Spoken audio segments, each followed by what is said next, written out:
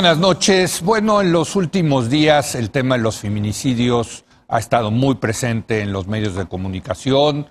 Desde luego es un tema muy delicado, pero más allá del tema de los feminicidios hay que hablar de lo que está detrás de esto, que es una sociedad machista. Y para entender qué es esto, he invitado el día de hoy a Ana Pekova, directora ejecutiva de X, Justicia para las Mujeres. ¿Cómo estás, Ana? Hola, Leo, ¿qué tal? Buenas noches. Y le pedí a nuestro colaborador Pablo Magluf que nos acompañara para que, ahora sí que, ¿cómo estás, Pablo? Buenas noches. Leo, buenas noches. Gracias. Ahora sí, los hombres, tienes a dos hombres para que quieren entender qué es lo que hay detrás de esto que está ocurriendo, de esta sociedad machista. Nosotros te vamos a hacer las preguntas y tú muy amablemente nos vas a contestar. Y yo quiero empezar preguntándote, Ana, ¿es peor el machismo hoy que en el pasado o es más visible? No es peor, a ver, ¿y a qué me refiero? El problema es muy viejo, es desde siempre. Si algo estamos tratando ahorita con toda la fuerza a mostrar qué tan profundo, qué tan grave está el problema, ¿no? E insistir en que ya es la hora de hacer algún cambio, ¿no? Siento que hemos logrado mucho en la narrativa, en cómo hablamos de estas cosas, en lo discursivo. Ya todos estamos de acuerdo que la violencia contra las mujeres, ¿no? Y la discriminación en un sentido más amplio es algo que no podemos permitir, que no podemos seguir con esto. Donde ya estamos claramente de desacuerdo es cómo adelante. Se han hecho muchos esfuerzos, se ha invertido muchísimo dinero en este tema. Digamos, no es que haya faltado tanto voluntad política, sin embargo, cuando uno hace un escrutinio un poco más puntual a los esfuerzos, se da cuenta que son lo que decimos castillos de arena, no hay nada, soplas y no tienen contenido. Pero, a ver, yo tengo la sensación de, por ejemplo, la generación de mis abuelos, donde había muchos hombres que decían, las mujeres están para quedarse en la casa, para cuidar a los niños, para planchar, para lavar, etcétera. A el día de hoy, en que si te encuentras a alguien que te dice eso, pues es más, yo creo que ya nadie dice eso, bueno, por lo menos de la gente que yo conozco, ¿no? Sí se ha avanzado mucho en ese sentido, Ana, ¿o no? Se ha avanzado, quizás se ha avanzado, por eso digo, en lo narrativo, se ha avanzado en los discursos. No, pero la mujer ya trabaja pero en el día la de hoy, práctica, ¿no? sí, pero como sea, o sea, hemos empujado, hemos abierto ciertas puertas, ¿no? Pero el hecho de que trabajes no quiere decir que ahora nuestra vida está mejor. Okay. ¿Por qué? Porque de nuevo ahorita es doble, triple jornada con la que estamos cargando, ¿no? Y vaya, yo no sé qué tanto estoy de acuerdo con lo que dices, porque tenemos del otro lado un presidente que claramente sugiere que es mejor que las mujeres se encarguen de los niños, que es nuestra responsabilidad si los niños lleguen a cometer algún delito, que deberíamos de encargarnos, de regañarnos, no solaparlos, no quererlos, ¿no? Entonces, que somos más finas. Se han manejado un sinfín de estereotipos desde la tribuna, desde la que habla el presidente, ¿no? O sea, siguen estos estereotipos. Las carreteras, si los hacen las mujeres, entonces son un trabajo de arte, son muy finas. Se han lanzado toda una serie de estereotipos. Entonces, incluso yo cuestionaría qué tanto hemos avanzado en los discursos, ¿no? Ok. A ver, Pablo. Ana, mi primera pregunta es, bueno, el gobierno difundió un decálogo muy criticado por obvias razones, hasta el más despistado podría juzgarlo como una serie de pontificaciones, ¿no? De mandamientos más bien moralinos y voluntaristas. Y en eso se perdió la verdadera oportunidad de conocer qué es lo necesario, qué son las acciones más apremiantes. No te pido aquí que digas 10, quizá por el espacio no hay tiempo, pero sí 5 que sean lo más urgente, digamos las 5 decisiones que si estuviera en tus manos resolver el problema tomarías. Los 5 puntos más urgentes que necesitaría tomar el gobierno, ¿no? De acuerdo. Primero empiezo por decir que una cosa que encuentro buena del proyecto de la Cuarta Transformación es su enfoque en la desigualdad, ¿no? Creo que esto es absolutamente necesario en un país como el nuestro. Sin embargo, se me hace que están quedando cortos en su interpretación de la desigualdad si no están tomando en cuenta que la desigualdad también se da por razones de género, ¿no? O sea, no es solo la desigualdad por razones de clase, el género, la discapacidad, la etnia, son toda una serie de otros factores que llevan a la discriminación y es muy importante que eso lo reconozcan, si no el proyecto se les va a quedar incompleto. Me preguntas sobre el decálogo y sobre las medidas específicas. El decálogo, vaya, el principal problema es que queda en puras palabras, ¿no? Está bien, todos estamos de acuerdo que estamos condenando la violencia contra las mujeres. Ahora al gobierno, a este gobierno, si bien no es quien originó ni la guerra contra las drogas, no, esto ya lo estamos arrastrando, ni es responsabilidad de lo que pasa dentro de los hogares, que es un lugar muy difícil para impulsar políticas públicas. No hay política pública que entra en el hogar y ahí es donde se origina la mayoría de la violencia que estamos enfrentando las mujeres. Sí, este gobierno tiene una responsabilidad de impulsar una serie de medidas. Ahora, lamentablemente, se me hace que nos hemos quedado con parches, con soluciones fáciles. Las respuestas han sido, bueno, rápido, cada caso resulta en una ley que es lo más fácil, sí. ¿no? O sea, ley ya 16 años de prisión para los funcionarios que filtran fotos, eso se tiene que sancionar, eso no es permisible, pero no es la solución. ¿A qué me refiero, no? Cuando nos metemos solamente a fortalecer el sistema de justicia, es una respuesta totalmente reactiva. Ya el caso de violencia ocurrió, ya no está aquí la víctima, no. Es un mínimo que le podemos ofrecer a la familia, un acceso a la justicia, que se haga una buena investigación, pero yo quisiera que empecemos a pensar en cómo prevenir, qué medidas podemos tomar para ni siquiera llegar ahí. Y ahí hay algunos datos, ¿no?, que dan algunas pistas, por lo menos, por dónde deberíamos de ir. Por ejemplo, hogares donde la tarea de cuidado de las labores en el hogar se dividen entre el hombre y la mujer, baja significativamente la violencia en este hogar. Sí. Hogares donde la mujer trabaja, donde está económicamente independiente, baja significativamente, por lo menos, el riesgo de vivir violencia física. Entonces, ¿por qué no pensar en ese tipo de políticas, no? Al contrario, lo que estamos viendo es que se hacen recortes. Se están eliminando justo, ¿no?, programas como estancias infantiles, no hay ningún tipo de apoyo. Entonces, cada día nos estamos alejando más de esas pistas, ¿no? Déjame preguntarte lo siguiente. El otro día tuvimos un programa aquí sobre la homosexualidad con Marina Castañeda y Genaro Lozano y fue impresionante y todos coincidieron que lo que ha cambiado en los últimos 30, 40 años para los homosexuales en la sociedad ha sido enorme, ¿no? O sea, realmente el movimiento a favor de los derechos de los homosexuales ha cambiado radicalmente las actitudes con los homosexuales. Y decíamos que las mujeres no. O sea, que los homosexuales han logrado más en estos últimos 30, 40 años que las mujeres, al punto de que hoy tienes la probabilidad de que un homosexual sea el candidato de los demócratas en Estados Unidos, y si que es Pete Buttigieg, y si le gana a Trump, fíjate, habría por primera vez un presidente homosexual antes que una mujer. Suena contraintuitivo. Hubo un afroamericano presidente antes que una mujer en un lugar como Estados Unidos. ¿Por qué? ¿Qué es lo que pasa ahí con el movimiento feminista, Ana? Ahora, el movimiento feminista tiene muchísima fuerza. Y sí, yo diría, o sea, antes de contestar la pregunta, ahora en este contexto en México somos muchas las poblaciones afectadas. Los recortes que se han hecho, las eliminaciones de programas han afectado muchas poblaciones. Personas que viven con VIH también, por ejemplo, todo lo que han estado sufriendo. Personas con discapacidad, tenemos eliminación de instituciones que velan por sus derechos, ¿no? Sin embargo, muy poco hemos conversado de esto porque también se trata de movimientos que son menos consolidados, más pequeños, que no es el caso de las feministas, que hemos podido lanzar un grito y que se oiga y hacernos presentes, y ahí están las marchas y todo.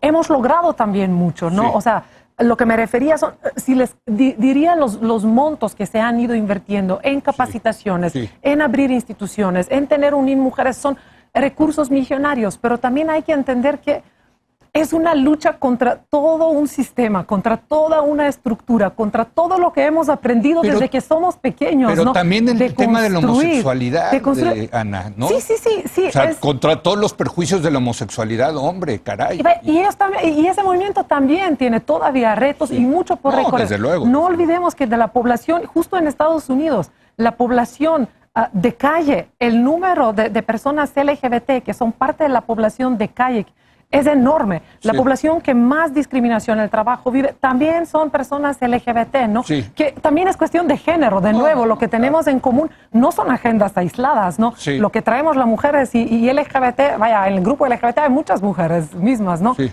Entonces, es el género, es deconstruir el género. ¿Qué se espera de una mujer? ¿Qué se espera de un hombre? ¿No? Que desde pequeños, que nos enseñaron desde la puerta que se ponga en el hospital, no azul o rosa, Sí. ¿qué se espera de ti? ¿Qué te dijeron? ¿Cómo comportarte en las escuelas? Dividirnos en filas separadas. Tú vas a jugar con estos juguetes, tú con otros, ¿no? Entonces, ¿cómo ahorita de adultos regresar para atrás, deshacer todo esto? Pero ¿no te frustra esto a ti como parte del movimiento feminista que vayamos tan lento? Yo creo que esa es la pregunta que te quería hacer. Mira, es frustrante, por supuesto que es frustrante, y la rabia es notoria. Ahí están las mujeres, ¿no? El grito se ha llegado a escuchar a qué grado va la frustración de que por más que lo estamos repitiendo, nada más no se ve. Pero ahí vamos, ¿no? No hay que ceder, no vamos a ceder, ¿no? Queremos que se vea que las mujeres también somos parte de este proyecto contra la desigualdad.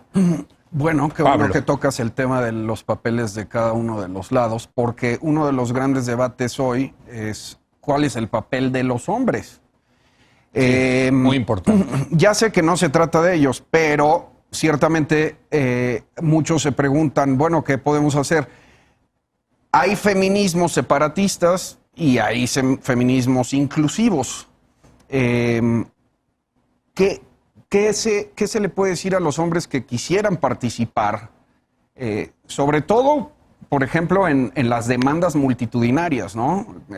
¿Qué opinas? Sí, por ejemplo, si los hombres pueden participar en las manifestaciones, marchas, o pueden convocar. Si los hombres podemos hablar del tema del aborto, a nosotros nos criticaron muchísimo por eso. En fin.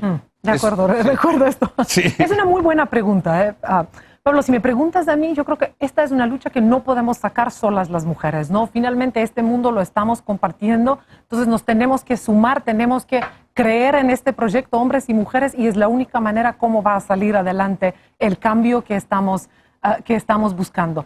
Una parte del error, yo considero, es que todos estos recursos se han ido canalizando para impulsar más programas para las mujeres, ¿no? Y necesitamos, claro que una parte del problema es que las mujeres siempre es esta cosa, es que no conocen sus derechos, ¿no? Es que hay que decirles qué es el acoso, ¿no? Entonces vamos a pegar folletes en el metro, vamos a tener campañas para decir, eso no está bien, ¿no?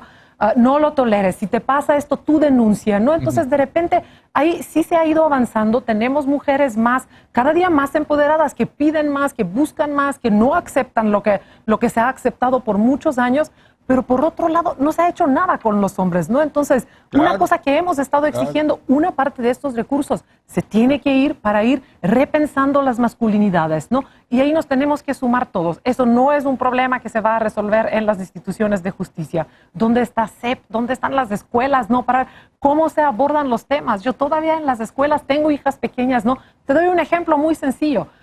Que no tiene nada que ver con la violencia. El tema de los uniformes escolares. Insistir, ustedes vieron cuánto debate se armó cuando la jefa de gobierno de la ciudad salió a decir, pueden usar lo que quieran las mujeres, ¿no? Falda o pantalón.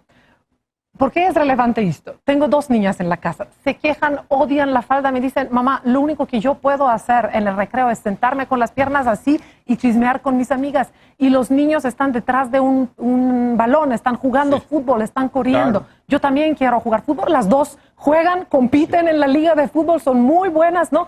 Pero ya se empieza a abrir la diferencia, ¿no? Simplemente llegas a 18 años y el tiempo que una niña ha pasado detrás de una pelota es muy diferente al tiempo que ha pasado un niño detrás de una pelota. Entonces ves cómo algo tan trivial como los uniformes determina nuestro desarrollo, determina qué vamos a hacer de grandes, ¿no? Y hay miles de ejemplos así, actividades donde dejan a las niñas con una muñeca, que también hablo de la misma propia experiencia, mis hijas con una muñeca en la mesa así viéndola, ¿qué hago? Lo único que puedo hacer es cuidarla, y los niños con Lego construyendo. Entonces, ¿cómo desde ahí impulsamos un cambio, no? Donde darle, está perfecto si eres un niño y quieres de repente jugar con la niña y cuidarla y llevarla, no hay nada malo, no hay por qué reírse de esto. Y lo mismo para las niñas, ¿no? Entonces creo que tenemos que hacerlo todos. Personalmente, Leo, yo no opino que tienes que tener un útero para poder hablar del tema de aborto, para nada. Sin embargo, ahí también hay otro tema que va más allá de... y que tiene que ver con quién habla, quién está ocupando los espacios de opinión, y cómo ahí hay mucho menos mujeres. Uno abre cualquier periódico, ve quiénes son los columnistas, hay muy pocas mujeres. Abre la tele, quiénes son las personas que opinan, también hay pocas mujeres. Entonces, eso es lo que hay que ir. Esa es una crítica que nosotros tomamos a pie de juntillas. Y está perfecto, y tienen la razón, claro. entre todos y estamos tratando de discutamos. cambiarlo, desde luego. Pero, por ejemplo, las manifestaciones, esta cosa de no, dejen que las mujeres se manifiesten, no queremos hombres en las manifestaciones. ¿Cuál es tu postura? Mira, ahí hay un reclamo, ¿no? Un poquitito de que, a ver, esta es una lucha de las mujeres, ¿no? Son problemas de las mujeres y un poquitito... Y ahí hay también responsabilidad alrededor de los medios también. Aparece un hombre quizá con cierta relevancia, que ocupa cierto puesto, qué sé yo, y de repente lo único que se va a reportar de las marchas es, vino él y él dijo esto, él apoyó la marcha, ¿no? Entonces queda invisibilizada toda esta demanda de las mujeres. Y creo que vienen un poco desde ahí esas demandas de que esto es de nosotros. O sea, se lleva el reflector, los hombres que participan se llevan el reflector. Sí, justo por esas dinámicas de siempre que hemos tenido de quién ocupa los espacios de opinión. Y creo que viene desde ahí eso, y hay que ceder un poco el espacio y decir, esto es sobre ellas, de ellas, para ellas, que lo digan ellas, ¿no? Las feministas más radicales dicen no, que no participen hombres. Por eso esa es la razón, digamos, porque atraen los reflectores los hombres a una manifestación de las mujeres para las mujeres. Sí, es un poco resaltar que eso es sobre nosotras, ¿no? Y que aquí la voz que tiene que salir por adelante es la de nosotros. Qué bueno si haya hombres que lo apoyan, ¿no? Pero un poco, quizá en esta ocasión, al lado, ¿no? Que tengan el protagonismo las mujeres para que puedan salir adelante los reclamos, los problemas del contexto. ¿Por qué la frustración, no? Y eso, mira, todo lo que, cómo se ha reportado en los medios últimamente, de repente abres el periódico, las mujeres vandalizaron la UNAM, ¿no? Dices, a ver, está bien que se reporte qué ha pasado, pero también se me hace muy importante que se ponga en contexto, ¿no? O sea, ¿a qué se debe esta rabia? ¿Cuáles son los miles de casos de acoso que se han quedado sin respuesta, sin atención? Entonces, ¿cómo un poco ampliemos, cómo le damos voz a esas mujeres que están ahí afuera, que están expresando su rabia para que narren su historia? Ahora, ¿tú qué opinas particularmente de estas expresiones, digamos, las más violentas? La vandalización, digamos, la toma de calles, de monumentos, el presidente pidiendo que no le rayen la puerta, que genera más furia. Pero más bien mi pregunta es, ¿cómo lo ves como estrategia? ¿Te parece efectiva o no? Y sobre todo, ¿qué seguiría? O sea, es decir, una marcha multitudinaria que termine en violencia y en incendios, lo que quieras, ¿a qué seguiría, digamos? De acuerdo. Desde siempre hemos perseguido todas las estrategias, ¿no? De repente yo siento que tanta atención está captando, ¿no? Si se ha rayado un monumento o no. Hemos estado ahí por todas las vías posibles, ¿no? Desde el escritorio, desde los espacios políticos, desde los medios, ¿no? Por todos lados, y es toda una paleta de distintas luchas, ¿no? Hemos llegado con informes de manera documentada, hemos estado detrás de leyes, hemos estado en la mesa de negociación, hemos escrito, hemos hablado, ¿no? También hemos salido en la calle, ¿no? Personalmente es parte de la historia, este reclamo, esa frustración, esa revolta que estamos sintiendo las mujeres justo porque estamos llegando ante un muro que no llegan a ser escuchadas nuestras voces, nuestros reclamos. Creo que para mí no es lo más grave. Si se ha apuntado una puerta, no pasa nada, se puede cambiar, se puede rehacer, y si queda alguna raya permanentemente, que quede para que se sepa, ¿no? Que en este momento de la historia las mujeres han tenido un reclamo, han querido pedir algo y no se les quiso escuchar, no llegamos a ninguna voluntad de dialogar. Entonces, no es violencia donde no ha sido nadie lastimado, asesinado, y eso se me hace sumamente importante, ¿no? Si ve uno los índices de violencia, como las mujeres no aparecemos ni 10% en la comisión de los delitos. A ver, ser hombre hoy día en México aumenta dramáticamente tus probabilidades de cometer un delito, de ser víctima de un delito, de acabar en prisión. Si esto no es un tema de género, yo no sé qué es, ¿no? Y entonces de repente siento que es una oportunidad desperdiciada de no formularlo como un tema de género que nos concierne hombres y mujeres. También les conviene a los hombres abordar ese tema, acabar con esto, porque son los que más afectados salen de esta constelación y relaciones de género que tenemos vigente, del sistema que tenemos vigente en este momento. ¿Qué significa ser hombre? ¿Qué se espera de ti? ¿Cuáles son los roles? ¿Cómo esto también es un detonador de violencia? La relación que tienen los hombres con la arma de fuego, ¿no? ¿Cómo esto aumenta los riesgos de que seas víctima de delito? Creo que es un tema que todos nos tenemos que... Ya nos tenemos que ir, Ana, pero yo sí te quiero hacer una última pregunta. Desde luego, las diferencias en el mundo son enormes. Tienes países donde todavía les exigen a las mujeres ponerse velos y ir completamente tapadas, etcétera, hasta países más liberales. ¿Qué dirías tú? ¿Cuál es el país, la mejor práctica, digamos, para la igualdad de género hoy en día? ¿A qué país tenemos que voltear a ver, Ana? No hay país que ha logrado la igualdad de género por completo. No, pero sí hay diferencia, digamos, quiero pensar entre Suecia y Arabia Saudita, ¿no? Sí. Creo que la principal... La principal diferencia, Leo, yo diría es que son países donde hay políticas. No necesariamente donde nosotros estamos mirando mucho hacia Estados Unidos, ¿no? Sí. Admiramos su sistema de justicia, pero es un sistema con profundas desigualdades. Bueno, es una pena que no hayan tenido una mujer presidenta. Yo insisto, para mí que soy politólogo, me parece, digo, ya lo tuvo Alemania, ya lo tuvo Inglaterra, primeras ministras, etcétera, ¿no? Yo creo que deberíamos de ver más hacia otros países que tienen otro tipo de políticas. No me refiero a políticas de cuidado, por ejemplo. El cuidado es esencial, es un gran... Por más que participamos en los espacios públicos, por más que entramos en las oficinas, ocupamos altos puestos, si yo no tengo dónde dejar a mis hijos, ¿no? Claro. Una política que me va a soportar, yo solamente voy a cargar con más carga, voy a tener que encargar a otras mujeres detrás de mí que van a tener que sostener esta carga, ¿no? Eso se me hace clave y esencial. No son los países europeos. Mira, los países escandinavos, por ejemplo, y aquí... Como siempre los escandinavos. De acuerdo, y aquí lamentablemente tenemos algunos programas que ha impulsado nuestro gobierno, ¿no? Y nuestro presidente repite constantemente, son más mujeres que hombres que se benefician de mis programas, ¿no? Del de adultas mayores, de jóvenes construyendo futuro, sí, pero solo porque hay más mujeres que cumplen con estos propósitos. No son fondos que están destinados a cerrar brechas de género. Y eso es lo que hace toda la diferencia. Toma uno Sembrando Vidas, por ejemplo, el programa que tiene que ver con campos. Ahí solo 30% de los beneficiarios son mujeres. ¿Por qué? Porque no hay mujeres que son propietarias de tierra, ¿no? Entonces, ¿dónde están los fondos para borrar esos vacíos, para nivelar a las mujeres ahí? Ese es el tipo de políticas que necesitamos, no asistencialistas. Bueno, ya nos tenemos que ir, Pablo, pero gracias, Ana. Pues ven más seguido, desde luego te vamos a estar invitados porque tenemos que escuchar, Pablo, ¿no? O sea, los hombres en esto tenemos que escuchar. Sí, por eso vine en calidad de periodista a hacer preguntas. Así es. Bueno, te agradezco mucho. Muchas gracias a ustedes. Ana Pekova, muchas gracias a Pablo. Vamos a hacer una breve pausa y viene Israel Rivas Bastidas para hablar del desabasto de medicamentos para tratar a niños con cáncer. Regresamos en un momento más.